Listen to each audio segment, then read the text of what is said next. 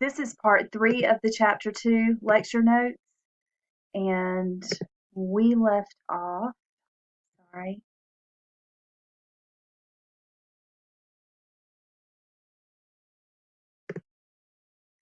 kind of stuck on this one here. We were talking about how the Bohr model, which just shows, the Bohr model basically just shows an atom as a nucleus, like there's your nucleus with your protons, neutrons, and electrons. And then it shows like the first energy level and the second energy level or electron shell and the third and so on. But in reality, electrons don't orbit the nucleus. They reside in certain regions. The best way to say it is, okay, if this is the nucleus of an atom, just any atom, this is the nucleus. Okay, the first energy level would be the one closest to that nucleus. Let me make this a different color. And we'll do blue. Okay, so the first energy level will be closest to that nucleus, and that first energy level has only one what we call subshell in it, and it's an S subshell. And S subshells are spherical. So what that means is an electron within the first energy level could be moving around anywhere within this spherical shape around that nucleus. Okay? But if it's an electron in the second energy level, it could be anywhere in this 2s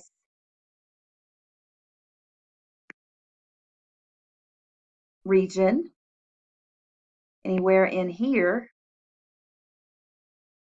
or it could be in any of these 2p regions, which are dumbbell shaped.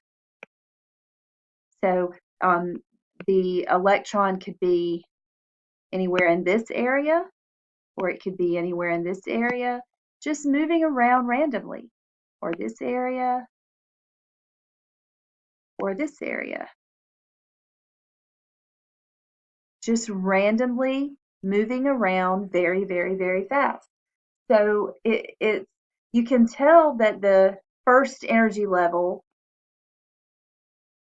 is closest to the nucleus, and it has the most uniform shape. It's spherical. But the second energy level, even though it's further away, the electrons do not reside in that whole space. They tend to reside within those dumbbell shapes. So the energy levels are not just rings where the electrons reside and they just orbit around the nucleus. They are just regions of space. They have shapes. The S subshell is spherical, the P subshell is dumbbell shaped, and then there's a D and an F that have different shapes. But the point is that the electrons move around randomly, and they're most likely, if you were to take a snapshot of the electron at any given time, it would most likely be within one of those shapes. If it was in the second energy level, it would either be in the any of the P subshells or the S subshell that's within that second energy level. If it's in the first energy level, there's only an S subshell. There's no P. So in other words, it's not, the best way to say it is, it's not as simple as it sounds when we just use the terms energy levels. But thank goodness this is biology and not chemistry, and you don't have to learn electron configurations. In other words, in chemistry, you have to learn where each electron resides, which energy level, which subshell, which orbital, which subshell, and that kind of thing.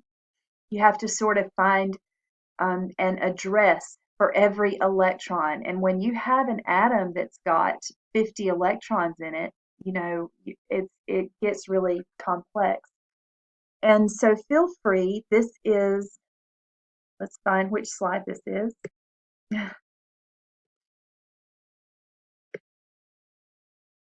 This is slide number 19. If you want to go to the slides and look at slide number 19, there is a video clip that explains electron configuration. But we're going to move on because it's really not that terribly important that you understand electron configurations in biology. But I did want you to understand that electrons don't just orbit the nucleus like planets orbit the sun. That's the main thing I wanted to make sure, that you took away from that. Okay, now we're going to talk about chemical reactions. And chemical reactions are the changes, in the distribution of electrons between atoms. That's one definition of chemical reactions. There are others,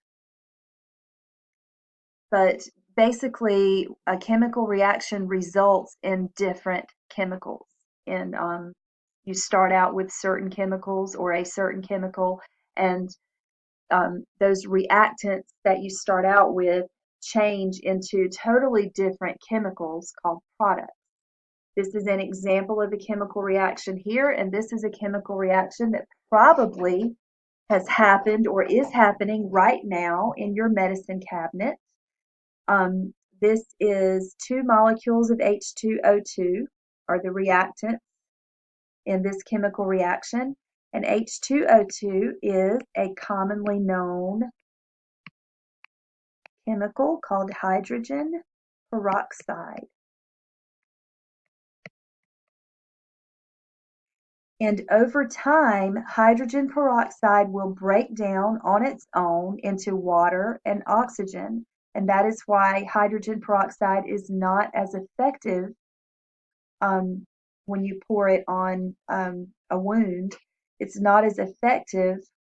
And actually, I don't know about you, but I have found that hydrogen peroxide will get blood stains out. When you have 4 children and 2 grandchildren, you find a need for that. So I have found that hydrogen peroxide will get blood stains out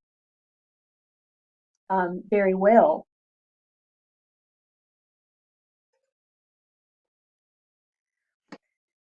So hydrogen peroxide is the reactant, and it breaks down into the products H2O, which is water, and O2, which is oxygen gas. And that is an example of a chemical reaction. The top reaction is an irreversible reaction.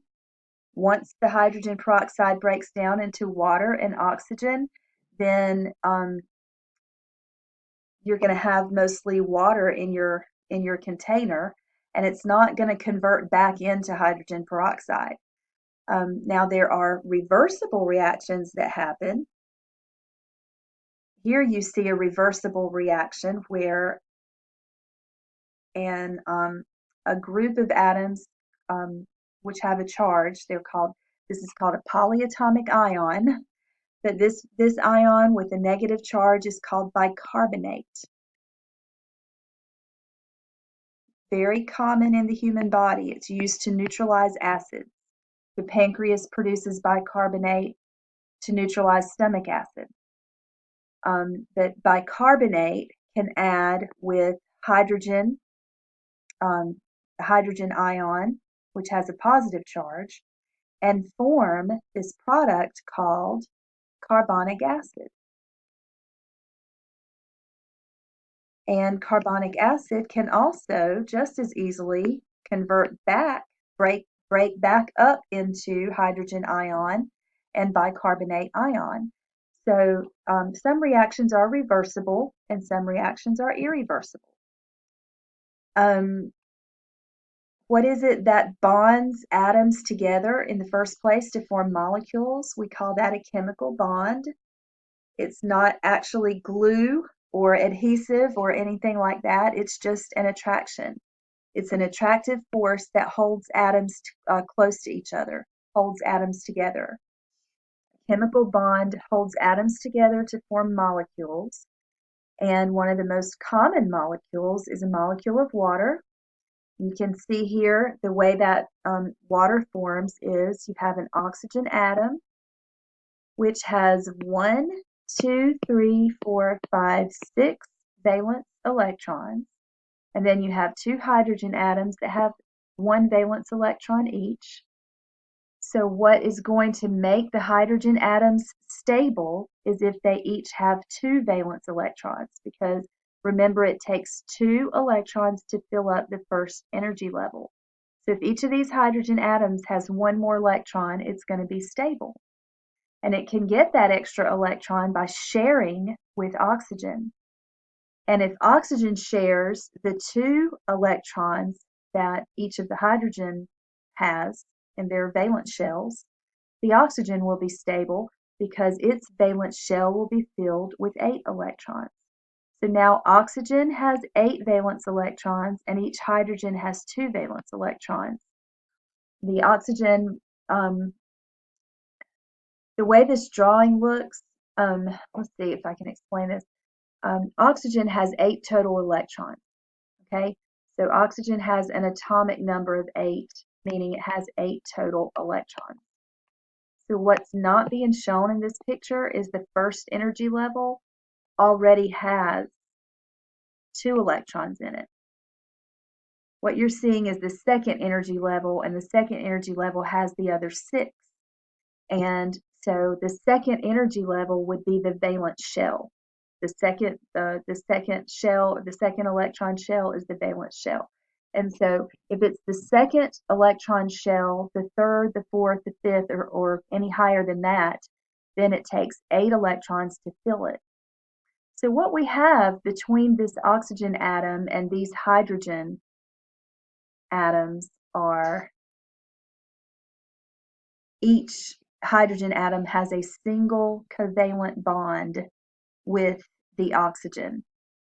So when atoms share electrons, we call that bond a covalent bond. And the purpose of the bond, the reason that the atoms share electrons is so that those atoms will have complete or filled valence shells. This is an example of a double covalent bond where you've got the oxygen on the left has 6 valence electrons and the oxygen on the right has 6. But if they share 2 with each other for a total of 4, then they're going to have a double bond because a double bond represents 2 pairs of electrons. And that way each oxygen atom is going to have 8. If you count all of the electrons for the oxygen on the left, you have 1, 2, 3, 4, 5, 6, 7, 8. And you do the same for the oxygen on the right. They each are now going to have 8. Now, a covalent bond is the strongest chemical bond, but an ionic bond is another chemical bond that is strong, not as strong as a covalent bond, but ionic bonds form compounds as well, but they do it in a different way. Now, if we look back at sodium, I don't know if you remember, but sodium had 11 electrons total. So 2 were in the first energy level, and then 8 were in the second energy level. 1, 2, 3, 4, 5, 6, 7, 8. And that makes 10, and then that additional 1 electron would be in the third energy level. So for sodium to be stable, it would be easier if it just lost that 1 valence electron in its third energy level. So it's going to lose 1 electron. And when it does that, If you lose a negative charge, you're going to end up with an overall positive charge. So that's going to make sodium have a positive charge. Sodium started out with a